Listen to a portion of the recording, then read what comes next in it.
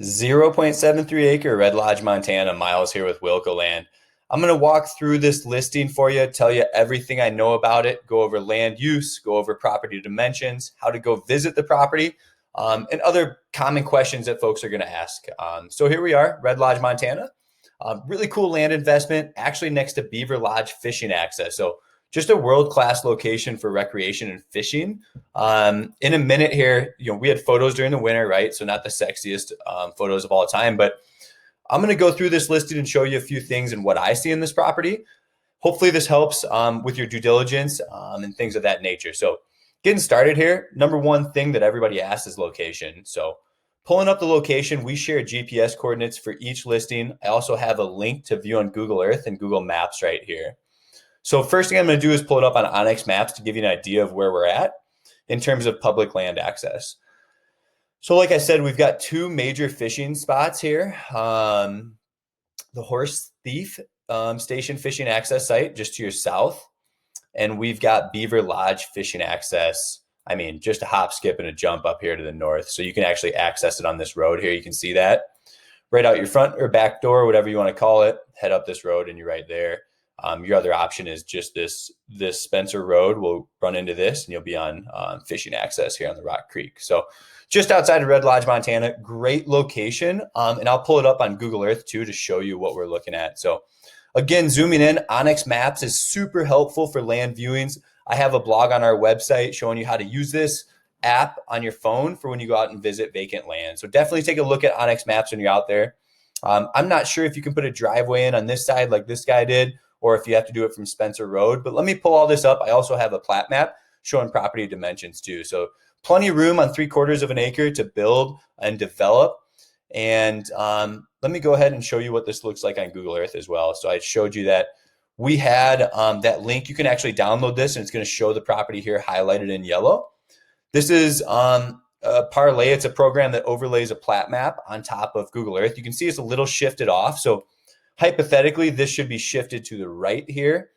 This road should match more with this. So just keep that in mind. These are overlays on Google Earth. They're not 100% perfect, but they give you a pretty darn good idea.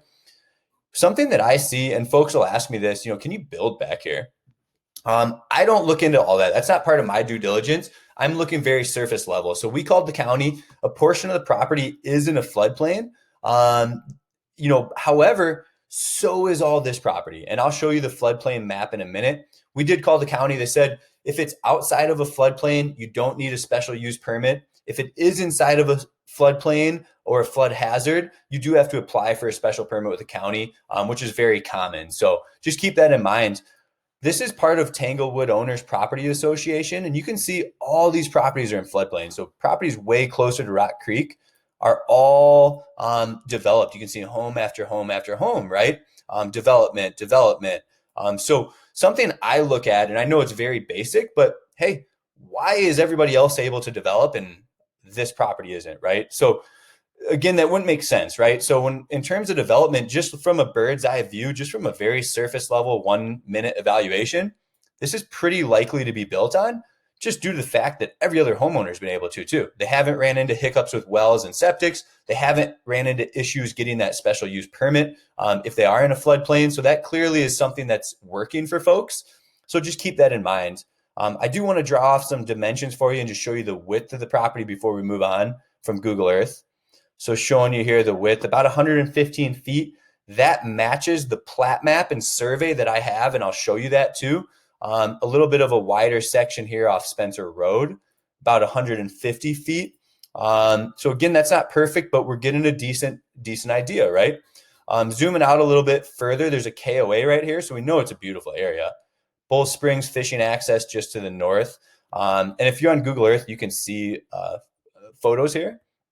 So just showing you some photos here of what this looks like. And I do want to show you, you can see Red Lodge from the highway here.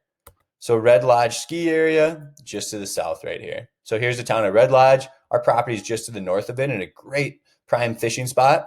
Then you've got Red Lodge Mountain over here. And we can see that popular area for skiing. So if you haven't been to Red Lodge, it's a beautiful little town. Honestly, this is one of the under the radar towns in Montana. So I suggest getting out there for vacation this summer if you haven't had a chance. So again, if you're on Google Earth, they have all these photos you can look at if you're unfamiliar with the area. Just a beautiful location. And again, I can't emphasize enough, a big selling point here is the location and the access to the property. Easy road access on Spencer Road, even off 2 Mile Bridge Road. So moving on to the next step here. So we touched on onX Maps. We can zoom out. We can see all the public land around us. Great hunting, fishing, and skiing. Red Lodge is an under the radar area, in my opinion, in Montana. You've got tons of access, really close to Yellowstone National Park right here. So again, the recreational access around you is world class. So moving on to the listing, showing you what we have in here for you guys. Again, I have all this drawn out. I do want to touch, while it's fresh in my head, on the floodplain. I have it in photos here opened up. As I mentioned, everybody's developed back here. So obviously it didn't deter other folks from doing it. Whatever, if it was grandfathered in, if they got special use permits, whatever it may be, they've been able to develop. They have vacation homes. They're actively using those homes because the Property Owners Association was just put in to protect the values of these properties. So there are some light restrictions on this, on what you can do. And the county doesn't have any restrictions. However, this Tanglewood Property Owners Association does. I will get to those documents here in a minute and show you that. So again, this is our lot.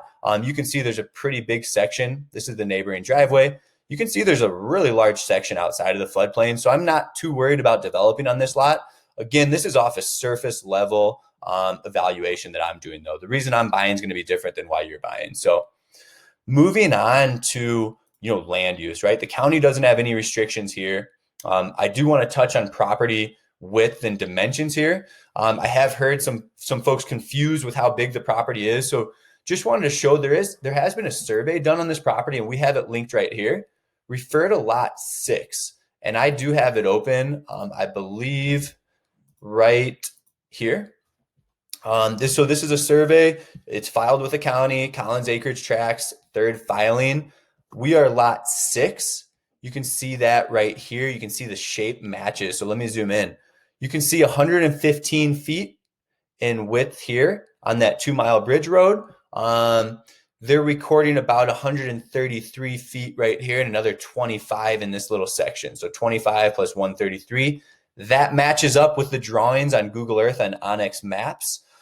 So again, you do have that width of that property, 3/4 of an acre. It's all platted out and surveyed here. And you can even see some other width and dimensions here as well. So again, this is posted on the website. I have it right here.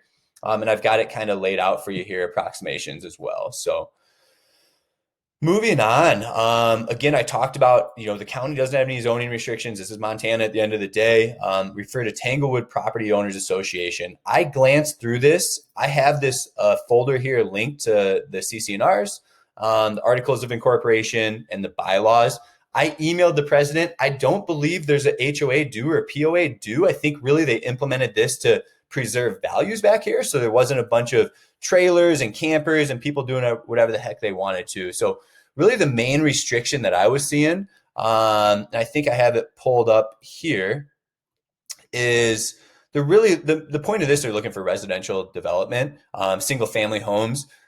It looks like there's some setbacks, very minimal setbacks. Obviously 10 feet's no big deal with how much space we have on this property. And no livestock, they're just saying that, right? Some basic things here. They're looking for single family residential lots. And they're looking for, new construction, stuff like that. They're saying you can't mine these properties. You can't drill. You can't, be looking for oil, gas, and minerals or whatever. So they do allow accessory residential use. So you can rent these things for 30 days, it looks like, or more. No short-term rentals, it looks like. And just moving on, business activity has to be done in the house, yada, yada. Number of residential dwellings. So here's an interesting one. One dwelling plus a guest dwelling. So it must be smaller square footage than the main residential dwelling. When it comes to dwelling size, they're looking for a minimum of 600 square feet, a maximum of 3,000 square feet. So that does not include garage, deck, balcony, patio, or carport. So they don't want you parking a bunch of junk on your lots if it's a vacant lot. However, property owners with an approved dwelling and vacant lots, you may store equipment while you're building here. You'll have to read through this and interpret it yourself. but also improved lots. You are allowed to have, recreational equipment and whatnot on your property. So just read through this. It is all posted on the website. And let's see here, you're binding to this, yada, yada. So again, I'll let you read through this. That's about all I have on that. Really, there wasn't much in the CC&Rs and bylaws there that jumped out to me. So if there is an HOA fee, I will add it. This is a POA, and I'll add it underneath there. But to my knowledge, there's nothing. It's simply due to preserve values. And the local folks put that together. So moving on, I offer more of a self-service business model. This lot exists. There's a lot of potential with this property. I haven't dove into all the specifics of it. I'm looking at surface level due diligence. Like I said, I showed you where the floodplain was. I called the county. They let us know, hey, if you're in a floodplain, you simply need a special use permit. I've got a link here to more about floodplains in Carbon County, Montana. But again, looking at all the development around this property from everybody else that you can see, it doesn't worry me. Again, that's my own opinion. I'm looking at location. I'm looking at size. This is one of those rare lots that, it's set up for a development. It's a perfect fishing spot. Bring a small cabin there and a guest home, whatever you desire. And I think it'd be a hell of an investment in Red Lodge, Montana. So that's all I have on this property. If you're interested in checking it out, feel free to use the GPS coordinates. Take a peek at it and let me know what you think. Interested in other Montana properties, I've got some more on the website. Hop on the Wilco Land homepage. Give us a call if you have questions, 605-299-5553. Thanks for tuning in.